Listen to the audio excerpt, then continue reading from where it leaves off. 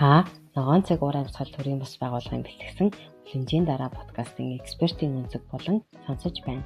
Энэхүү бүтээлийг Германы холбооны эдийн засгийн хамтын ажиллагаа хөгжлийн яамны захиучлаар Германы олон улсын хамтын ажиллагааны нийгэмдээ хэрэгжүүлж буй уур амьсгалын өөрчлөлийн тухай хуулийн төслийг боловсруулахад дэмжлэг үзүүлэхийн төслийн хүрээнд бүтээг.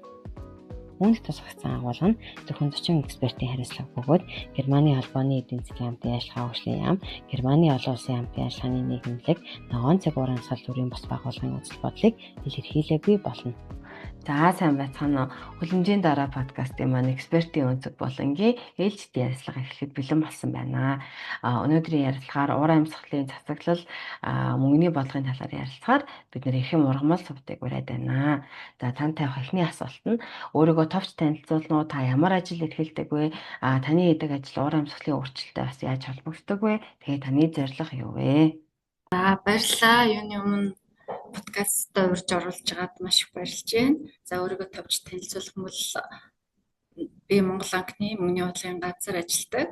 Ерөнхийдөө миний үндсэн ажил маань бол мөнгөний бодлогын шийдвэр гаргахад шаардлагатай бодлогын шинжилгээ төсөөлөл хийх, дээрээс нь шинжилгээ хийхэд ашиглагддаг загварыг хөгжүүлэх, Монгол улс нутагшуулах гэх мэтлэн ерөнхийдөө бодлогын шинжилгээнд дээр ажилладаг юм байгаа. Сүүлийн одоо 20 орчим жил яг энэ чиглэлээр үйл ажиллаж байгаа.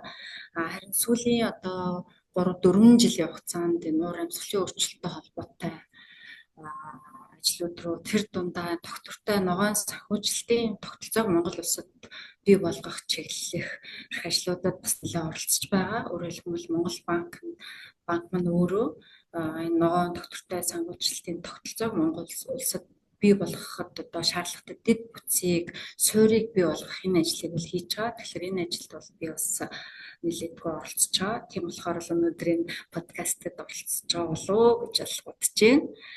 За миний зорилго гэх юм уу одоо манай санхүүгийн сектор Монгол анхны одоо гол зорилго нь юу байгаа вэ гэхээр мэдээж хэрэг энэ ногоон доктортой санхүүжилтийн тогтолцоогоо бий болгох, дээрэс нь энэ ногоон хөгжлийг дэмжихэд хувийн секторын хөрөнгө оруулалтыг нэмэх, их усрыг нэмэх, зээлийг нэмэх энэ зорилгоор л одоо ерөөхдөө бол ажиллаж байгаа гэсэн үг. За өөрийгөө бол ажил мэргэжлээ танилцуулсан танд их баярлалаа. Тантай авах дараагийн асуулт нь бол таны ажиллах салбарт уур амьсгалын өөрчлөлттэй холбоотойгоор хамгийн тулгамдж асуудлууд юу байна вэ? За энэ асуултаар бид нэр экспертүүдээс 3 хүртэлх асуудлыг гаргаж ирж танилцуулаасаа гэж бодож байгаамаа. За тэгэхээр яг хоо ерөнхийдөө л миний одоо гол ярих зүйл гэхээр нөгөө яаж бид нар ногоон доктортой санхүүжилтийг нэмэгдүүлэх вэ гэсэн энэ л одоо гол зорилт бидний өмнө байгаа. Өөрөөр хэлбэл одоо ярьдагтай үндэсний тодорхойлсон дүн нэмрийн одоо зорилтууд байгаа биднэрт одоо сая хамгийн сүүлийнхэн 3.0 гэдээ батлагдсан. Тэгээ тэр зорилтыг хэрэгжүүлэхэд Монгол улсын засгийн газар одоо бусад улсуудын өмнө, олон улсын өмнө хүлээн өөртөө амлалт авсан байгаа одоо тэтгэн хуваар буруулнаа хөлн чийгээ гэдэг. Тэр амлалтыг хэрэгжүүлэхэд одоо дотоод их усрээсээ одоо хангах зорилт маань бол одоо 30.3% одоо энэ сүүлийн зорилт дээр л тодорхойлогдсон байгаа. Тэр маань юу вэ гэхээр одоо гадны их усрээр биш, дотоод их усрээр. Дотоод их усрээр гэхээр дотроо юу байгаа вэ гэхээр одоо төсвийн санхүүжилт, нөгөө тал нь хувийн хөрөнгө оруулалтууд, хувийн санхүүжилтүүд л байгаа гэсэн. Тэгэхээр тэр 30.3% бууруулахын дийлэн хэсгийг хувийн хөрөнгө оруулалтаар буюу одоо хувийн санхүүжилтээр санхүүжүүлэх юм хэрэгцээ шаардлагыг байгаад үүсчихэд байгаа. Одоо нэлээдгүй хэмжээний. Тэгэхээр энэ зорилтыг хангахад одоо бид нар ямар одоо бэрхшээл саад учирч бол байгаа гол бэрхшээл саад учирч юу вэ гэдгийг би одоо товч ярих гэж бодож байна. За ерөнхийдөө Монгол банк бол одоо 2019 онд анх одоо ногоон таксономи гэдэг одоо ангиллыг бол батлуулах ажлыг бол одоо санхүүгийн төвтэй байдлын зөвлөлийн хуралд оруулж батлуулсан. 20 оноос эхлээд ногоон одоо таксономийнхаа дагуу статистик мэдээлэл, ногоон зээл статистик мэдээллийг бол гаргаж эхэлсэн байна. За тэгэхээр энэ статистик мэдээллээс харах юм бол өнгөрсөн одоо 4-5 жилийн хугацаанд бол зээлийн маань ногоон зээлийн маань өсөлт бол одоо нэлээд алгуурхан маш бага хэмжээнд өсөж байгаа. За яг сүүлийн 2 жилд бол харьцангуй боломжийн түвшинд өсөж байгаа. Одоогийн байдлаар нийт одоо ногоон зээлийн багц маань бол 2 орчим ихнээ хүрч байгаа. Тэгэхээр энэ зээлийн вакцины дийлэнх буюу одоо 63% нь эрчим хүчний хэмнэлтэд орон сууцнд олгогдсон байна. За 18% нь доктортой хөдөө аж ахуй аялал зурчлал хоёрт олгогдсон байна. За 7% нь сэргээгт эрчим хүч, ахаад нэг 7% нь карбон, бага карбон одоо хөлөмжийн ялгаруулдаг тээвэр гэсэн. Тэгэхээр энэ маань нийлээд ерөнхийдөө энэ дөрвөн салбарт 95% нь олгогдчихж байгаа байхгүй. Үлдсэн одоо нөгөө боловсруулах хөнгөн үйлдвэрийн салбарт ногоон зээл барах олгохдохгүй нийлбэрээр л 100% тэрбум төгрөгийн зээл одоо өнгөрсөн жил хугацаанд олгогдсон. Ийм төр зөрөгтэй явж байгаа юм л да. Тэгээ энэчнээс бид нэр одоо юу хэлж болох вэ? Энэ тоо одоо бид нарт юу хэлээд байна вэ гэхээр нэгдүгээрт нь ногоон төслүүд маань ашиг багтай, илүү зардал өндөртэй, дээрэс нь өндөр түвшний стандарт, технологи шаарддаг ийм төслүүд байгаа. Тэгэхээр энийг нөгөө банкны санхүүжилтээр санхүүжүүлэхэд нөгөө ашиг нь маш бага, эсвэл ашиггүй ихэнх тохиолдолд ийм байна. Тэгэхээр энэ маань өөрөө нөгөө банкуд хэдийгээр одоо гадаадын зах зээл болон дотоодынхоо зах зээлээс нэлээдгүй хэмжээний одоо ногоон их усурыг татж байгаа ч гэсэн тэрийг ингээд бүгдийг гаргахад нэлээд хязгаарлалт болоод байгаа гэсэн. Өөрөөр хэлэх юм бол санхүүжүүлэх ашигтай ногоон төсөл бас ховор байна. Эсвэл одоо ногоон зээл болоход хязгаарлалтай байна. Одоо бусад салбарт магадгүй одоо тийм цөөх одоо тийм дулааны хэмнэлттэй, цахилгааны эрчим хүчний хэмнэлттэй орон сууцнд бол одоо иргэдэд бол маш их хэмжээний зээлийг олгож чадчихээн. Гэтэл өөр яг ногоон барилга гэхээр олгож чадахгүй. Тэр маань өөрөө одоо хөрөнгө байшингаасаа, ногоон биш байшингаасаа бол одоо 3, 4, 5 дахин өртөг өндөртэй байх жишээ нь тий. Тэгэхээр энэ маань өөрөө нөгөө санхүүжлэх төсөл маань өөрөө зах зээл дээр ховор бага хэмжээтэй байгаа даа л гэсэн үг. За тэр бол нэгдүгээр бэрхшээл одоо санхүүгийн секторт үүсэж байгаа. За хоёр дахь том бэрхшээл нь юу вэ гэхээр одоогийн байдлаар бол банкны секторт бол 1.4 их төгрөгийг бол гадаад дотоодын зах зээлээс бол ногоон их усвал татчихад байгаа. Яг цэвэр ногоон их усвал. Дээр нь нэмэгдээд бас нөгөө доктортой санхүүжилтийн их усрууд бас байгаа л да. Тэгэхээр энэ их усрыг гаргахад цаанаас авахтаа маш хатуу нөхцөл шаардлагуудыг одоо тавьж байгаа хөрөнгө оруулагчид нь банкны секторт. Энэ заавал энэ маань одоо ногоон гэдгийг батлах ёстой, нотлох ёстой, хэмжих ёстой, өр нөлөөг нь хэмжих ёстой. Тэрийг нь хэмцэн өр нөлөөг нь хөндлөнгийн байгууллагаар баталгаажуулах ёстой ч юм уу те. Энэ шаардлагууд бол бүх одоо их усрууд дээр тавигдчих байгаа. Гэтэл Монгол улс маань өөрөө одоо бүх салбарын хувьд ч тэр одоо бүх үйл ажиллагааны хувьд ч тэр одоо тодорхой хэмжээний стандарт, үйл ажиллагааны стандарттай салбар маш ховор байдаг. Тэгэхээр энэ маань өөрөө бас нэг бэрхшээл болчихж байгаа гэсэн. Яагаад энэ маань бэрхшээл болж байна вэ гэхээр ногоон битгийлтэй хөрөнгө бизнесийн маань стандартууд ихэнх салбар дээр нь байхгүй байгаа учраас тэрийг ногоон гэдгийг хэмжихэд бүр маш хол байгаа байхгүй юу. Ихэнх одоо бизнесийн болон эрхтөгчид зээлийг ногоон гэдгийг хэмжихэд үнэхээр бэрхшээлтэй. Тэр яаж хэмжих юм? Юугаар хэмжих юм бэ? Манай нөгөө ногоон таксономи бол яг тэр маань бол англи таксоном яг стандарт, тоо матрикс бол байхгүй. Тэгэхээр бид нар дараа нь бол 2020 одоо 4 онд тийм доктортой санхүүжилтийн зорилтуудын санхүүжилтийн ногоон таксономыг бол баталсан байна. Тэгэхээр тэрэн дээр бол стандартуудыг тавих бид нэр оролдож байгаа боловч энэ сүүлийн одоо 3-4 жил хийж байгаа боловч одоо хүртэл дуусаагүй л байгаа байхгүй юу. Ягаад тэгэхээр бүгдийн шинээр хийх болчихж байгаа байхгүй бүх үйл ажиллагаан дээр. Одоо ингээл боловсруулах салбар хэрэг боловсруулах салбар чинь дотроо маш олон одоо бараг 50 дэд салбар байгаа байхгүй. Тэр дэд салбар нь дотроо ахаад жижиг ахаад дэдийн дэд салбар болоод ингээд цаашаа үйл ажиллагаа болоод цаашаа явчихдаг. Тэгэхээр одоо Монгол Улсын хувьд одоо нэг стандартуудын бүгдийг тодорхойлно. Монгол Улсын хувьд тэр маань одоо нутагшуулах одоо боломжтой стандартыг тодорхойлно. Дээрээс нь тэрийг нь ногооныг нь яаж тодорхойлох вэ гэдэг чинь өөр маш асар том хэмжээний одоо нэг салбар бүрийн хувьд тодорхойлогдох юм стандартууд болчиход байгаа. Тэгэхээр энэ стандартууд маань Монгол Улсад байхгүй. Энэ стандартуудыг маань Монгол Улсад одоо хяндаг, мөрддөг, мөшөгдөг тий тэрэнд нь хэл тавьдаг тэр тогтолцоо ээж бүрнэрийн үсэгүүд тэрийг гол нь мөшгөх тогтолцоо нь өөрөө нөгөө тоо мэдээлэл цуглуулж явах хэрэгтэй байхгүй юу. бусад улсууд одоо тий хөгжингүй улсууд жишээ нь одоо Япон, Америк нэгдсэн улс, Европын холбооны бүхэл улсуудад бүх үйл ажиллагаа стандарттай. Тэгээд тэр стандартаа жоохон өөрчлөөд л ногоо стандарт болгоол. Тэгэл тэр нь угаасаа мөшгөх системд байгаа, хяндаг, шалгадаг тэр системд байгаа учраас бид нар ногоон энэ тогтолцоог хөгжүүлэхэд айгүй амар байгаа байхгүй.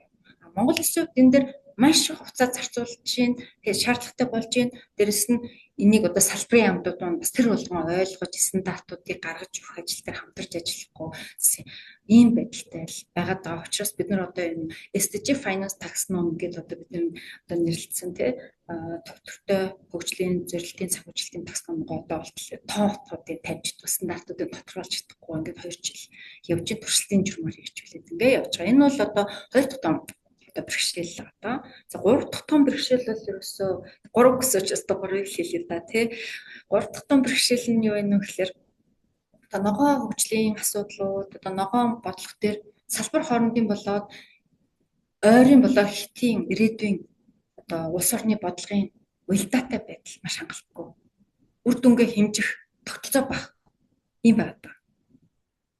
Энэ нэг одоо хамгийн одоо энгийнээр юу ч хэлж болох уу гэхлээр өөрөөр хэлбэл ногоон бодлого гэдэг маань юу хэлээд байгаа юм. Ногоон хөгжил гэж юу хэлээд байгаа юм бэ гэхлээр одоо энэ маань өөрөө эдийн засгийг хэрэглээ, хөрөнгө оруулалтыг ногооруулах энэ процессыг хэлж байгаа тийм.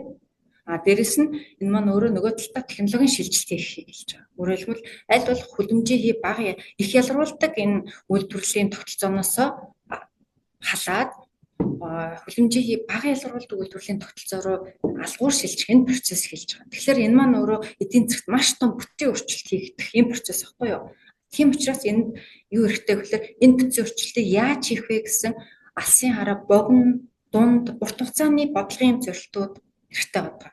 Гэтэл манайд одоо энэ зорилтуудыг тодорхойлсон тийм бичиг баримт байхгүй байгаа. Зүгээр салбар болгон дээр нэг төслүүдийн цохилуулгыг авчирч нэвтгэж тавьчаал тэрийг алсын хараа ч юм уу эсвэл хөгжлийн бичиг баримт гэж ингэ явдаг байхгүй. Гэтэл тэрийг хооронд нь уялдуулсан яг манай эдийн засгийн нөхцөл байдал дээр гол эдийн засгийн бүтцэд учирч байгаа дутагдaltaй байдлыг хүндрэлтэй тулгамдсан асуудлыг шийдвэрлэх эсвэл яг энэ ногоон шилжилтийг хийх шаардлагатай технологиудыг бид нар яаж хөшөөрдөж яаж одоо дэмжиж энэ шилжилтийг хийх юм бэ гэсэн энэ бодлогын нэгдсэн ийм уялдааг харуулсан юм зорилтууд бол байхгүй байна. Тэгэхээр энэ нь байхгүй байгаа учраас нөгөө гадны хөрөнгө оруулалтууд орж ирэхэд юу ч тодорхой биш байна. Яах юм? Зэрэг төрчин хүчээр хөрөнгө оруулъя үн яаж чөлөөлөх юм. Тэд нар чинь одоогийн үн чинь нөгөө ашигтай түвшинд байж чадахгүй байгаа учраас энэ үн ирээдүйд төсөх юм бол бид нар орж болж юм ч юм уу тэр байдлын нөхцөл нь тодорхой байж хүмүүс ч хөрөнгө оруулалт хийх ийм боломжтой болдог. За асуудлуудыг болон бэрхшээлүүдийг тун тодорхой гаргаж ирсэн танд их баярлалаа. Танд тавих дараагийн асуулт нь бол эдгээр асуудлуудын хамгийн оновчтой шийдлүүд нь таны бодлоор юу байна вэ? Тэгэхээр яг хуу эхний нөгөө асуудал дээр бол тэр нэг ашигтай төсөл ногоон төсөл одоо маш ховор байгаа. Тийм учраас бас ногоон зээлийг нэмэгдүүлэхэд бол энэ бас нэлээд том бэрхшээл болж байна гэдэг тийм. Тэгэхээр энэ дээр бол яг суурь бодлого одоо шаардлагатай. Энэ суурь бодлого нь яг юмар бодлогыг одоо хэлээд байгаа юм бэ гэхлээр энэ маань бол одоо өрхийн хэрэглээг ногооруулах. Бүрээлэх юм бол эрчим хүчний өрхийн хэрэглээ яаж одоо сэргийгт эрчим хүч рүү шилжүүлэх вэ? Тэгэхээр одоо хамгийн хямдхан эрчим хүч хэрэглэж байгаа баг айл өрхийн төвшөнд хэрэглэж байгаа улс бол Монгол улс байхгүй юу? Одоо дэлхийд өнөөдөр. Тэгэхээр тэр эрчим хүчийг бид нар яаж одоо хамгийн хямдхан байхаар ч хүмүүс тэрийг хэмнэх тухай ойлголт ерөөсөй байхгүй. Айл болох их хэрэглэн тэр хямдхан юм чинь тэрний үн өсгөр хүмүүс хэмжих хэрэгтэй байхгүй. Үн өсгөр нөгөө талд нь ногоон технологи дээр суурилсан сэргийгт эрчим хүчний үнэтэйг төхөж очихоор тэрийг хэрэглэх автомат нөгөө юу гэдэм сэтэл нэмэгдэнэ. Тэгэхээр тийм одоо суурь бодлогын шаардлагатай. За үйлдвэрлэл талдаа бас адилхан. Үйлдвэрлэлийг яаж технологиудыг яаж ногоон болгох вэ? Хөрөнгө оруулалтыг яаж ногоон болгох вэ гэдэг маань ахаал нөгөө хөшүүргийн механизм хэрэгтэй. Өөрөөр хэлбэл энэ ногоон төслүүд бага байна гэдэг байгаа маань өөрөө тийм байх асуудал байхгүй. Яг л ногоон бизнес ногоон зээл олгосон ч тэр илүү өндөр зардалтай. Технологи нь нэгдүгürt өндөр өртөгтэй, хоёрдугаарт нь заавал нөгөөдгөө хэмжих, өр нөлөөг нь хэмжих, 3 дахь битгээ дээр баталгаажуулах ийм шаардлага үүсэж байгаа байхгүй. Тэгэхээр эн чинь нэмэлт зардал болж байгаа үйлдвэрлэл эрхлэгчдэр. Тийм болохоор энийг заашгүй нөгөө суур бодлого буюу энийг одоо хөшүүргийн механизмуудаар тэр хэрэглээг үйлдвэрлэлээ хөшүүрдэж ногоон сэтлийг нь бий болгохоос гадна бас урамшууллын татврын орчноор урамшууллын тогтолцоог нь үүсгэх шаардлагатай. Өөрөөр хэлбэл одоо хүлэмжийн бага ялгаруулж байгаа үйлдвэрлэгч үйлдвэрлэлийн салбар дээр бол татврыг бага өгөх эсвэл татвараас чөлөөлөх ч юм уу тий. Хүлэмжийн хамгийн их ялгаруулж байгаа салбар дээр бол татврын өндөр өгөх. Ягаад гэвэл тэр байгаль орчныг бохирдуулаад бидний ирээдүйд тор хөнөөл учруулад байгаа учраас тийм татврын өндөр өгч тий. Гэх мэтчлэн суур бодлого нь хэрэгжиж энэ төслүүд маань өөрөө ашигтай нөгөө хүрэн бизнесийнхаа төслүүдтэй ашигын түвшин ойролцоо очих, илүү гарах ийм нөхцөл байдал үүснэ. Энэ бол одоо юу гэм те дэлхийн нийтээрээ л одоо хэрэгжүүлж байгаа бүхэл улс орнууд энийг ингэж хэрэгжүүлж байгаа ийм л бодлогын сонголт гэж бол би харж байгаа. За хоёр дахь асуудал маань нөгөө стандартууд, тэгээд нөгөө стандартуудаа мөшгөх тогтолцооны тухай би ярьсан. Тийм байхгүй учраас одоо манай зээлүүдийг тэр нөгөө мөшгөж чадахгүй. Тэрийг одоо 3 дахь чиглэлээр тэр баталгаажуулах хэрэг стандарт нь ч байхгүй юм бэрхшээлтэй учирч байгаа. Тэгэхээр энэ маань өөрөө бус улсуудад яаж шийдвэрлэгдэж гинүү гэхлээр бид нар MRV гэж одоо хэлээд байгаа тийм. Монголоор бол хэлэх юм бол хэмжих, тайлгнах, баталгаажуулах тогтолцоог бус улсууд бол угаасаа тэр нь нөгөө хүрэн бизнес дээр байж байгаа байхгүй юу? Бүх үйлдвэрлэлийн үйлчлэгээний үйл ажиллагаа явуулахаар тэнд стандартаа эрхэн хэмжиж байгаа тэр хэмждэг хяналт тавьдаг, мөршгдөг тийм тогтолцоо байж байгаа байхгүй юу бас усуудад. Тэгэхээр манайд болохоор энэ систем байхгүй учраас бид нэг шинээр үүсгэх юм шаардлагатай болчихж байгаа. Тэгэхээр энэ системийг шинээр үүсгэхийн тулд тодорхой хэмжээний хууль эрхтийн зохицуултууд бий болох шаардлага. Тухайлах юм бол одоо уур амьсгалын өөрчлөлтийн тухай хууль гэж одоо маш олон жил яригдчихэж байгаа. Тэр хуулийн гол зохицуултууд бол ерөөсөө л энэ хэмжих, тайлгнах, баталгаажуулах системийг яаж бий болгох вэ? Мэдээлэлээ яаж авах вэ? Мэдээллийн урсгалаа хайш нь өгөх үү? Яаж энэ одоо тогтолцоог хэн одоо удирдах уу? Координацийг хийх үү? Хэн энэ дээр мэдээлэл төрийн байгууллагууд, хувийн байгууллагууд гэдэг бүх мэдээллийн тогтолцоог энэ хуульч ерөөхдөө гол MRV буюу одоо энэ хэмжих тайлхнах тогтолцоог л яаж оновчтой зохион байгуулах вэ гэдгийг л одоо хуульчилж байгаа юм зохицуулт байхгүй. Тэгэхээр бид нэр энэ хуулиа батлаад тэгээд энэ хэмжих тайлхнах баталгаажуулах систем, нэгдсэн систем улс орныхаа хэмжээнд одоо дижитал хэлбэрээр бий болгох энэ ажлаа бол эртхэн хийхгүй бол бид нар нэгдүгээр гаднаас авчирсан санхүүжилттэй нөгөө буцаагаад тайлхнах гэхээр хувийн сектор дээр ч асуудал үүсэж байна. Хоёрдугаарт нь нөгөө үндэсний тодорхойлсон хувь нэмрийнхаа зорилтыг тайлхиж чадахгүй байгаа шүү дээ. Тэ? Нэг хоёроо бид нэр тайлхнахгүйгээр зүгээр л зорилтоо шинжилээд үндэсний тодорхойлсон хувь нэмрих 3 гэсэн 0 зорилтоо тавьчихж байгаа. Одоо шинжилээд тавьчихж байгаа байхгүй. Тайлхналтай байхгүй. Тэгэхээр бид нар ерөөсөө энэ бол ерөөсөө юу гэх юм те нэлээд тийм тулгамдсан бас бэрхшээ асуудал.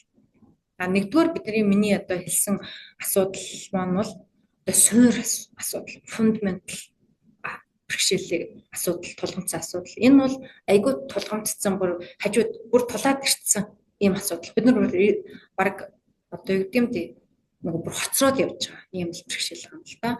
За тэр 3 дахь салбар хоорондоо уялдаа, алсын богино дунд урт хугацааны бодлогын уялдааг хангасан бодлогын зохицуултуудаа хийх, шийдвэр гаргах процессоо тодорхойлох энэ шаардлага бол байгаад байна. Өөрөөр хэлэх юм бол одоо зүгээр би хамгийн энгийн жишээгээ эрчим хүчний салбар дээр гээд аваад үзье л та. Эрчим хүчний салбар бол одоо хүлэмжийн ялгарлалтын хувьд дэлгэнэгтэй 50% орчмыг бүрдүүлж байгаа салбар. Тэгээ энэ бол ногоон шилжилт хийн гэдэг бол хамгийн том шилжилт болох нь бол тодорхой. Тэгэхээр бол одоо үүдээ ногоон шилжилт гэхээр эрчим хүчний шилжилтийг хамгийн түрүүнд ойлгож болно Монгол улсын хувьд. Бус улсуудын хувьд ялгаагүй бол агуулга нэг. Тэгэхээр энэ шилжилтийг хийхин тулд одоо юу гэдэг төр юм уу эсвэл улсын сектор маань ингээл сэргийгдэгч мөчүүдийн том төслүүд хэрэгжүүлээд өөртөө ингээл яваад тах юм шаардлага ерөөсөй байхгүй байхгүй. Энийг хийхин тулд бид хөшүүрхийн механизм маань нэгдүгээр татврын тогтолцоог сайжруулах хэрэгтэй. Хоёрдугаарт нь үнэ бид нар чөлөөлөх хэрэгтэй. Дээрэс нь бид нар тэр хүлэмжийн хялгаруулж байгаа салбар эрчим хүчнийхээ салбар дээр үнэ илүү татвараа илүү ногдуулах хэрэгтэй. Тэгэл тэр хөшүүрхийн механизмаа сайн ажиллуулж чаар энэ дэр хувийн сектор угаасаа өөр ороод ирэх ийм салбар байхгүй юу. Бус усууд ч гэсэн яг ингэж л явж байгаа. Тэгэнгүүт үнэ хизээ яаж чөлөөлөх байхгүй тодорхой биш. Татвар ногдуулах юм уу, ногдуулах нь тодорхой биш. Тэрний хооронд баахал станцууд барина, баахан л нөгөө том мега төслүүд хэрэгжүүлнэ гэж яриад байгаа байхгүй юу. Гэтэл энэ маань өөрөө төрийн бодлого биш байхгүй юу. Энэний чинь харин хувийн сектор хийх ёстой. Хувийн сектор хийхэд шаардлагатай бодлогын зохицолтууд, хөшүүрийн механизмуудаа төр хийчихвэл хувийн сектор энэ чинь өөрөө орж ирээд хийчих боломжтой ийм зүйлүүд байгаа байхгүй юу. Тэгэхээр салбар хоорондын бодлогын зохицуулалт гэхээр одоо энэ үнийн одоо жишээлбэл энэ эрчим хүчний үн маань өөрөө эрчим хүчний салбарын одоо тэр одоо суур одоо өртөг зардлын тооцооллоос гадна энэ эрчим хүчний үн маань эрчим хүчний хэрэглээ дээрэс нь бусад бараа бүтээгдэхүүний одоо үнд дамждаг учраас бас миний бодлого ч гэсэн хамаатай байхгүй. Тийм тэр утгаар нь бид нэг салбар хоорондын одоо бодлогын зохицуулалт уялдааг сайжруулах шаардлагатай гэдэг үзгээр хэлж байгаа. Жишээ нь одоо би өөрийнхөө одоо ажилтдаг чиглэлээр те миний бодлогын зүгээс хараад хэлэх юм бол эрчим хүчний үнийг өсгөнө гэдэг маань өөрөө инфляцийг нэмэгдүүлэх юм бас бэрхшээлтэй. Гэхдээ бид нар энийг аль болох тооцоолоод төлөвлөөд урт хугацаанд алгуур нэмэгдүүлэх юм бол инфляцид алгуур л өсгөх боломжийг бүрдүүлж байгаа. Бид нар энийг хойшин тавиал тий байх тусмаа 30 он гарах тусам бид нар энийг илүү их огцон нэмэх ийм л одоо шахалт руу орж ирж байгаа. Тэгэхээр бид нар энэ маань инфляцийг илүү их богино хугацаанд илүү өндөр өсгөх ийм л эрсдэл рүү авчиж байгаа гэсэн. Тэгэхээр энийг бид нар аль болох эртхэн бодлогынхаа одоо юг алхмуудыг хийж эхлэх юм бол тэр маань илүү одоо нөлөө нь бага, үр дүн нь илүү эрт гарч эхлэх тийм ийм эрэг талтай л гэж бодож байна. За шийдлүүдийг бас тун тодорхой дэлгэрэнгүй танилцуулсан танд их баярлалаа. Бидний асуугаагүй таны манай үзэг сонсогчдод хүргэмээр байгаа мэдээлэл байх юм бол аваад хоёлаа өнөөдрийнхөө ярилцлагыг өндөрлөё. За тэгэхээр яг ер нь бол их олон юм бас ярмаар л байна л да. Гэхдээ яг тэрэн дотроос би энэ хөдөөж мөн салбарыг онцолж бас яригвал бас их олон хүнд хэрэгтэй болов уу гэж бодож байна. Тэгэхээр хөдөөж мөн салбар бол хөлөмжийн ялгарлалтаараа одоо манай хэмжигдснээр бол тийм хамгийн их ялгарлалтай салбар. За хөлөмжийн ягээ бууруулахад хөдөөж мөн салбар дээр бол мэдээж маш том бүтцийн өөрчлөлтийг шаардлага үүснэ. Тэр мань гол нь юу байгаа вэ гэхээр мэдээж нөгөө хөлөмжийг ялгарлалтыг бууруулахад бол малынхаа тоог цөөлөх энэ тухай яригдчихэж байгаа. Тэгэхээр мэдээж хэрэг одоо хөдөө орон нутагт амьдарч байгаа дийлэнх өрхүүдийн маань амжиргааны их өсвөр нь бол мал аж ахуй байгаа учраас энэ маань бол мэдээж хэрэг маш эмзэг сэдв. Тэгэхээр энийг бид нар яаж хийх ёстой вэ? Яагаад хийх ёстой вэ гэдгээ бас олон нийтэд нэлийн тайлбарлаж танилж явахгүй бол энэ маань хэтэрхий хугацаа алдчих гээд байгаа байхгүй. Өөрөөр хэлэх юм бол мал аж ахуйн салбар маань өөрөө манайд нөгөө нүүдлийн мал аж ахуй эрхлэлт, уламжилт мал аж ахуй гэдэг дийлэнх нь одоо эрхлээд явж байгаа. Гэтэл нөгөө манай газар нутгийнхаа хэмжээнд малын даацын маань хэмжээ бол одоо бараг 2 тэрнээсээ давуулсан байгаа. Өөрөөр хэлбэл даац маань бол одоо нийт толгоогоор бол 25 сая. Гэтэл одоо тэ 50, 60, 70 сая хүргээд ингээд байгаа байхгүй юу. Тэгэхээр уур амьсгалын өөрчлөлт маань өөрөө байгаль цагуурыг бол өөрчлөөд байгаа тийм. Тэгэхээр яаж өөрчилж гинэ вэ гэхээр нөгөө хуурай саруудын тоог бол нэмж байгаа. Хугацааг нэмж байгаа, өдрийн нэмж байгаа. Тэгээд богинохон хугацаанд одоо нойтон цас бороо орох хугацаа нэмэгд богинохон байгаа ч гэсэн урт хурдан бас нэмэгдэж байгаа. Ягаад гэвэл илүү хүчтэй одоо цас орно эсвэл илүү их одоо хүчтэй бороо орно гэсэн. Тэгэхээр айгүй хуурай байжснаа гинт айгүй одоо атар бороо маш их орно гэсэн. Тэгэхээр хуучин бол айгүй нөгөө байгалийн үзэгчдүүд маань илүү их одоо юу гэх юм те алгуур одоо зөөлөн их таатай байсан байна л да. Гэтэл одоо байгалийн үзэгдлүүд маань ихлүү одоо хүчтэй, огцом, догшин гэх юм уу тийм болоод байгаа. Болох нь тодорхой болчиход байгаа юм л да. Тэгээд дээрэс нь одоо манай энэ ус цагуурын эрдэм шинжилгээний хүрээлэнгээс хийсэн төсөөл тооцооллуудаас харах юм бол тий одоо энэ манай энэ бэлчээрийн даац, бэлчээрийн гарц маань одоо 2030 он, 2040 он гэхэд бол маш эрчтэй буурч байгаа. Тэгэхээр бол одоогийн энэ 60-70 сая малыг одоо шим тижээлээ нөгөөд хооллох тийм одоо бэлчээрийн гарц бол ер нь 10 жилийн дараа ихэд ер нь хэцүү болох гэдэг.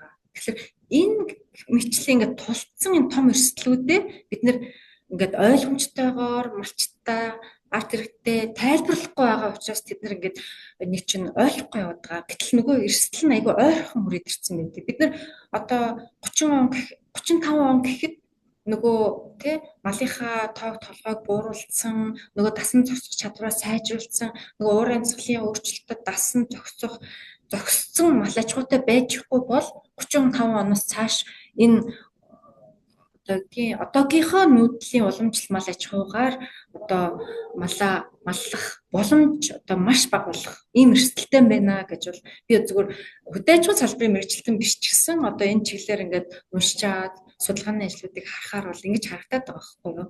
Тэгэхээр яг хуу мэдээжээр бид нар уламжилт одоо мал аж ахуйгаа бүгдийг нь одоо байхгүй болгоод тэ бүгдийг нь одоо эрчимдсэн мал аж ахуйроо шилжүүл гэсэн үг үл нь огтхон ч биш. Харин бид нар уламжилт мал аж ахуйгаараа үлдэх тэр боломжтой одоо тодорхой хэмжээний одоо малаа амжилтаагаар авч үлдэхэд өөрсдөө бэлдэх шаардлагатай байгаа. Тэр эрчимдсэн мал аж ахуй нь бол тусдаа зэрэгцээд хөгжөөд явах нь бол тодорхой тэр бол өөр асуудал байхгүй юу. Тэгэхээр бид нар энийгээ ялгаж салгаад тэр малаа яаж цөөлөх вэ гэдэг дээр бол одоо жишээлбэл Австралч өөр бас хөдөө аж ахуй улс учраас энэ чиглэлээр бас айгүй мундаг судалгаа хийдэг юм билээ. Тэгэхээр бас манай Монголын эрдэмтэд Австралийн эрдэмтдтэй хамтраад ийм нөгөө бэлчээрийн даацаадаа нийцүүлээд яаж одоо мал аж ахуйг ахиж одоо нөгөө бүтцийн өөрчлөлт хийх вэ гэдэг ийм бодлогын судалгааг бол хийцэн байгаа байхгүй юу. Тэгэхээр тэн дээр болохоор ерөөсөө ахаал татврын зохицуултууд төвшөргөд орж ирэхээс өөр сонголтгүй болчихж байгаа байхгүй юу. Тэ хинт би өөрийнхөө малыг цөөлөё гэж хэлэхгүй шүү дээ. Тэгэхээр бол энэ дээр бол нөгөө тухайн одоо орон нутагт ургамлын гац дээр суурилж чаад хитийн хэмжээний мал энэ дээр амьдрах боломжтой юм гэдгийг тогтоогоод тэгээд энэ сум дээр хідэн мал амьдрах юм байна. Тэхийн тулд энэ малаа ингэж цөөлөхийн тулд хитийн хэмжээний татвар ногдуулах юм байна гэсэн энэ зохицуултаа хийгээд явах ажлаа эртнээс эхлэхгүй болбол 2030 гарах юм бол энэ маань өөрөө бас л айгүй одоо эрчтэй хийх болно. Эсвэл төр засаг маань хийхгүй одоо ингэж яваад байх юм бол энийг байгаль маань өөрөө л одоо хүчээр хийх болно шүү дээ тий. Тэгэхээр бол энийгээ бол бид нар энэ том эрсдлийгээ ер нь ярьж ойлгуулж тий бодлогынхоо одоо ямар бодлогыг хэрэгжүүлж ийм болох вэ гэдэг одоо нөгөө хилцүүлгээ өрнүүлж ингэж явахгүй бол энэ маань итгэхээ ороочих гээд байгаа юм болов уу гэж хардаг да. За баярлалаа. За өөрийнхөө мэдлэг туршлагыг хуваалцсанд танд маш их баярлалаа. Өвгөр хүлэмжийн дараа подкастын маань экспертийн үндэс болонгийн ээлжид ярилцлага дуслаа. Танд их баярлалаа. Баярлалаа. Та бүхэн ч гэсэн ажлын амжилт хүсье. Ингээд та бүхний хийж байгаа подкастыг олон хүмүүс сонсоод бас мэдлэгтэй болгохаа гэж бодож байна. Баярлалаа. Та Ногоон цаг уурын амсгал төрийн бас байгууллагын бэлтгэсэн хүлэмжийн дараа подкастын экспертийн үндэс болонг сонсож дуслаа. Энэхүү бүтээлийг Германы холбооны эдийн засгийн хамтын ажиллагаа хөгжлийн яамны захиучлаар Германы олон улсын хамтын ажиллагааны нийгэмдээ хэрэгжүүлэх буй уур амьсгалын өөрчлөлийн тухай хуулийн төслийг боловсруулахад дэмжлэг үзүүлэхийн төслийн хүрээнд бүтээг. Үүнд тусгацсан агуулга нь зөвхөн 40 экспертийн хариуцлага бөгөөд Германы холбооны эдийн засгийн хамтын ажиллагаа хөгжлийн яам, Германы олон улсын хамтын ажиллагааны нийгэмлэг, Ногоон цаг уурын амсгал төрийн бас байгууллагын үзэл бодлыг илэрхийлээгүй болно.